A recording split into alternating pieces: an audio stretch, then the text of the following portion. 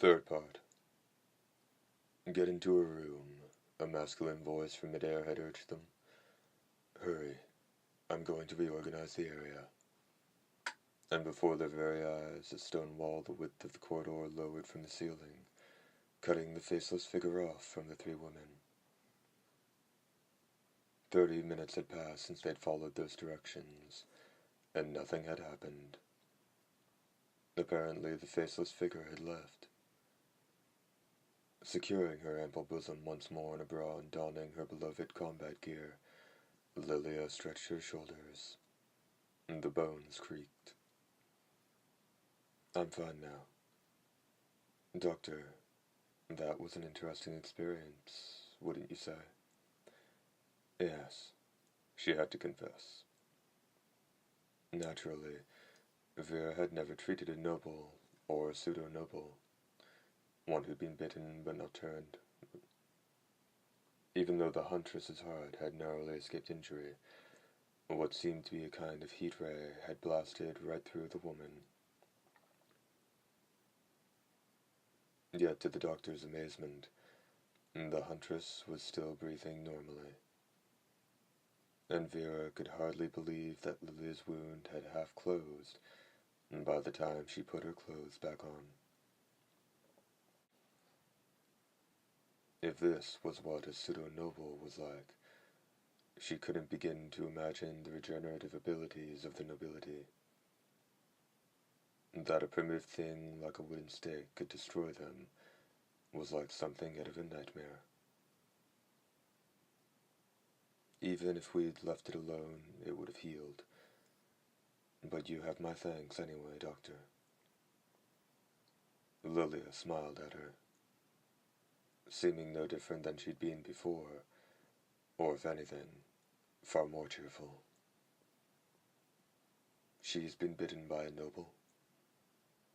The only things that kept Vera from questioning that were the ferocity of the unearthly aura she'd seen earlier, when Lilia had faced the featureless opponent, and the white scarf wound around Lilia's neck.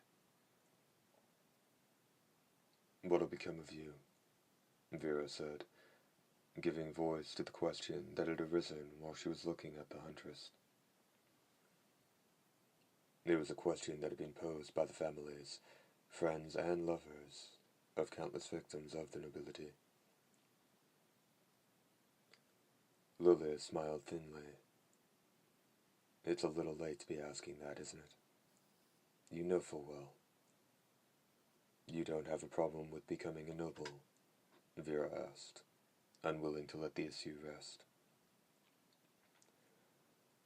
There's nothing I can do about it.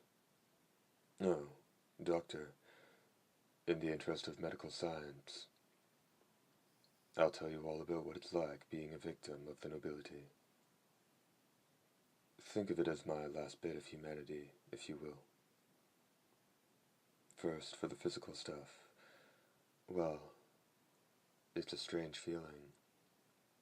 You feel lethargic, and yet it's like you're in prime shape. Like a really powerful motor that's not firing on all cylinders, if you can understand that. More or less, I suppose. Lilia's smile broadened. Incisors peeked disturbingly from the corners of her vermilion lips. A chill raced down Vera's spine. Great, Lilia said with an impassive nod. Next, for the psychological effects. Well, first of all, there's this respect and fear toward the one who bit you. Like the sort of feelings a servant has toward the master of the house. In her heart, Vera sighed with grief. But is that your will? It's not the noble forcing his consciousness onto you. It's completely me. Come on, don't make that face. I'm not sad about it at all. I'm filled with so much more power than before. I tremble at the thought of it. Oh, Lilia, you'll go on to attack humans. Stop it, Lilia exclaimed, but her words were no more than meaningless sound waves to Vera. This woman professed joy at being made a servant of the nobility, and she had given medical aid to such a creature. If she could, right on this fair spot, she'd see to it that. Doctor? Don't get any funny ideas, okay? Vera thought the woman had her pegged. Doctor, Lilia said, her eyes burning red. Making no effort to disguise her naked supernatural aura, she took Vera's hand. The huntress's grip was so cold that the doctor felt numbness before she experienced any pain. Stop. I didn't do anything.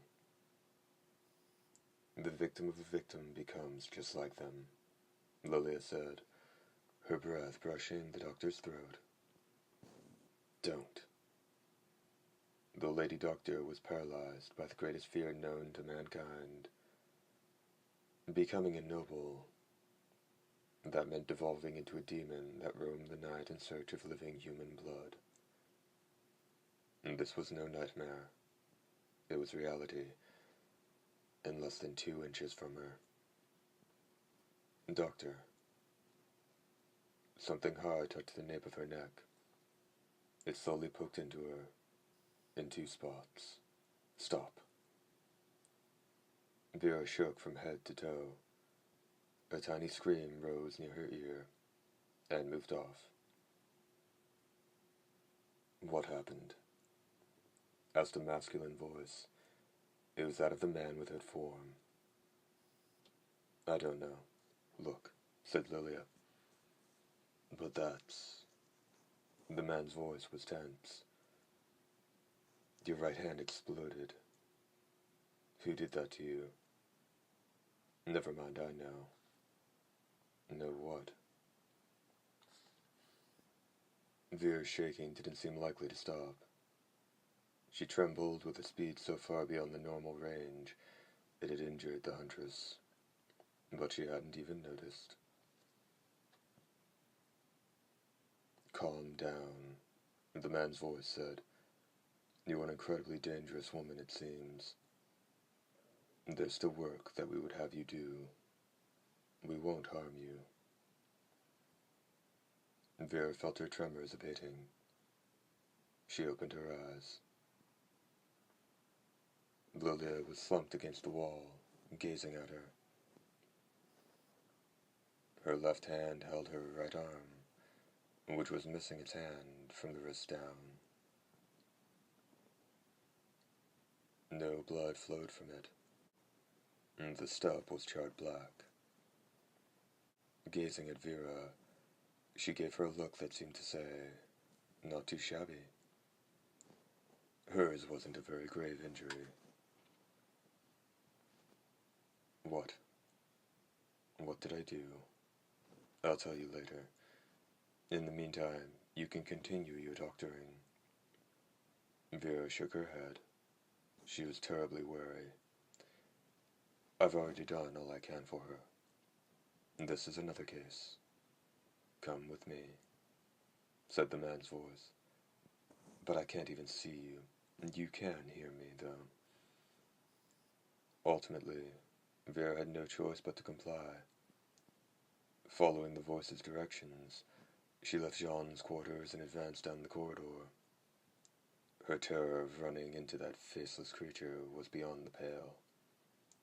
But fortunately, she didn't encounter it in her travels. She asked what it was, but got no reply. Here. She stood before a stone door. She didn't have long to wait before it opened.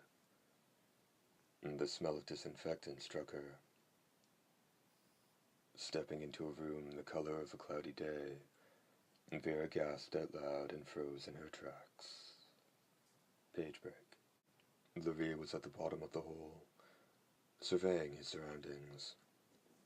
It felt like he'd fallen more than 1,000 yards, but he couldn't be sure. Halfway down, it had become too much trouble to keep track of the distance. As he fell, he wondered what kind of scientific technology the castle was equipped with. For instance, the pit that he was falling into obviously had to be some mode of transportation. But it was so primitive. Yet the way the mountain had been transformed into a castle in the blink of an eye seemed a feat that would be impossible without otherworldly technology. And there was a tremendous gap between the two, and try as he might, the boy could find no way to bridge it. I've slowed down all of a sudden, he thought, and at that moment there was a slight impact on the soles of his shoes. Then his body rose slowly. He realized he'd sunk into something soft, and was now rising from the recoil.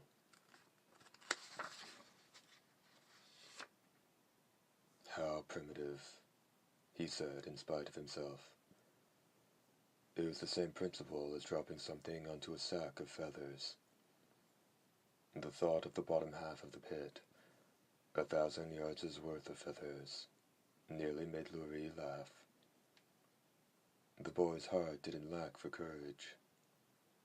When he stopped rising, he found an iron door set in the wall before him.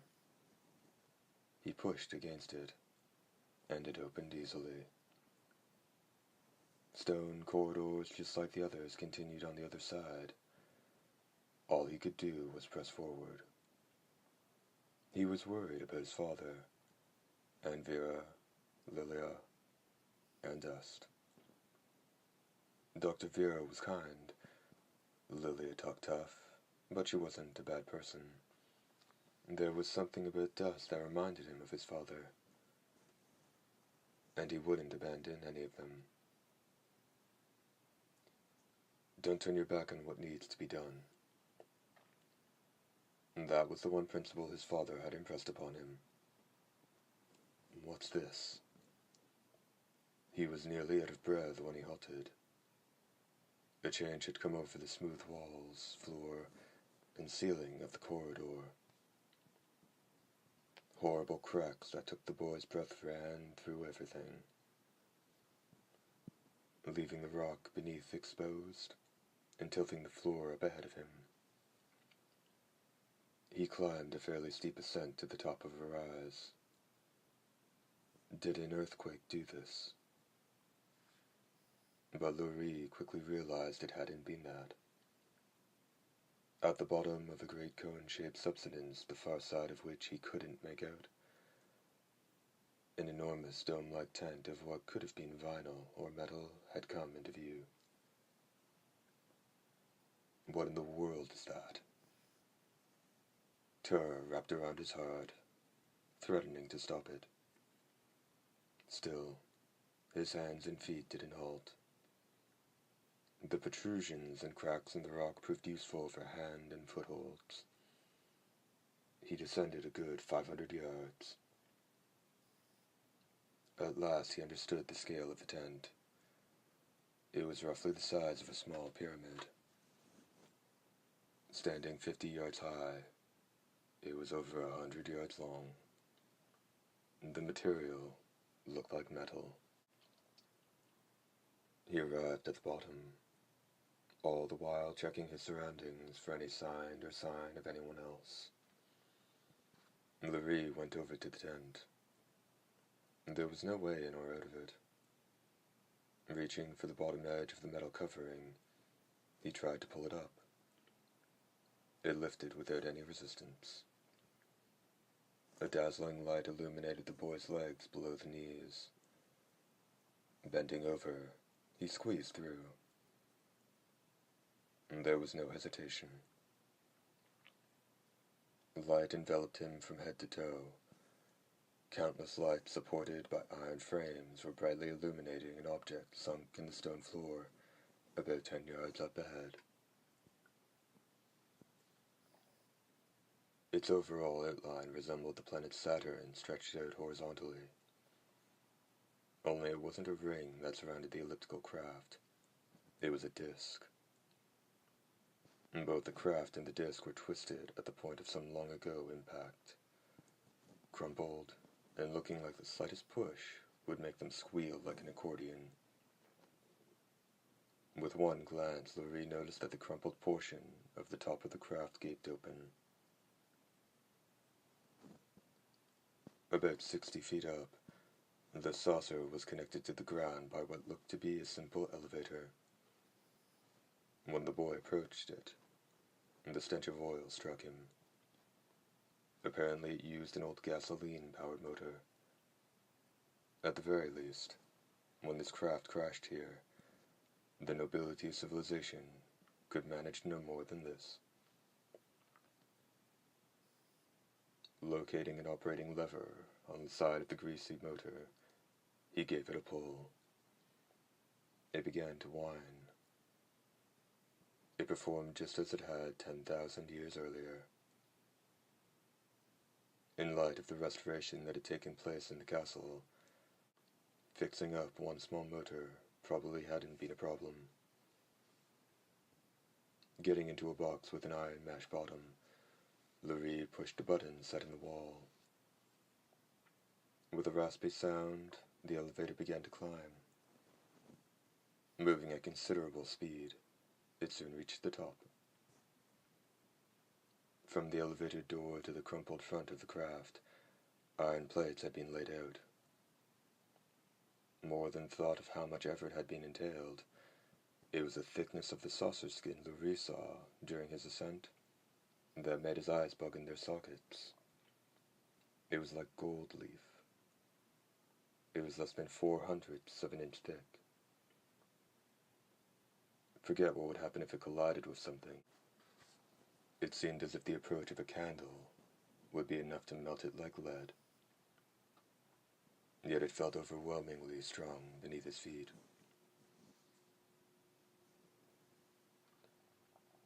The damaged portion had a hole in it large enough for 2 adults to pass through side by side.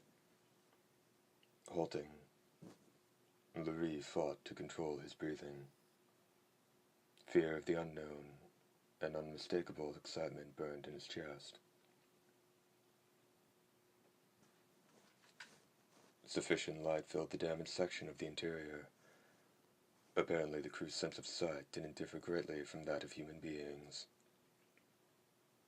Judging from the form of the foe he'd encountered in the great hall above, he thought the craft wouldn't be much different from one built for humans.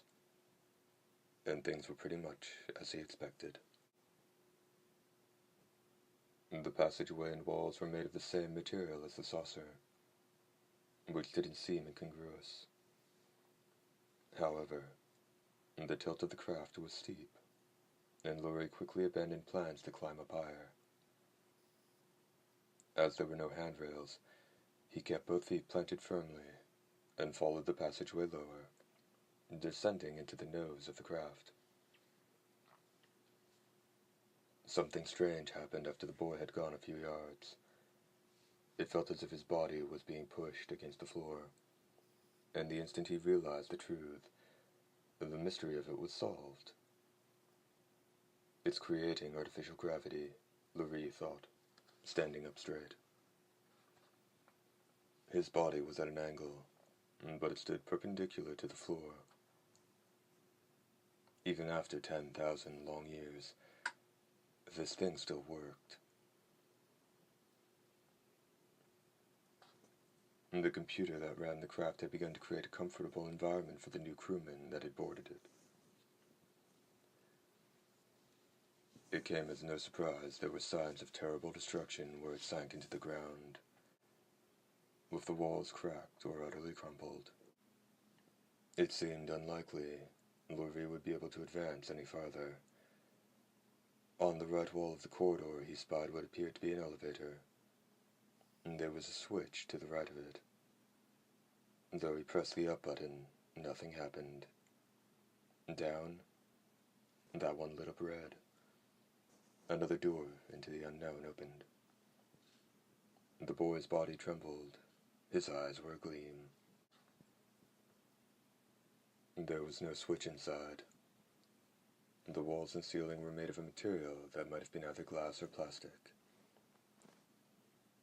He touched it in a number of places, but there was no response. Thinking for a moment, he said, "The lower deck." The ceiling gleamed and the door closed. "It understands what I say," Lurie remarked, but he had no time at all for surprise before the door opened. He thought it must have been an error, but the scene outside was different. He'd arrived without even the slightest sensation of moving. Oddly enough, the lower deck was less damaged than the front portion. The elevator was at the center of two intersecting corridors, and there was a door to either side of it. Standing before the closer one, he commanded, "Open."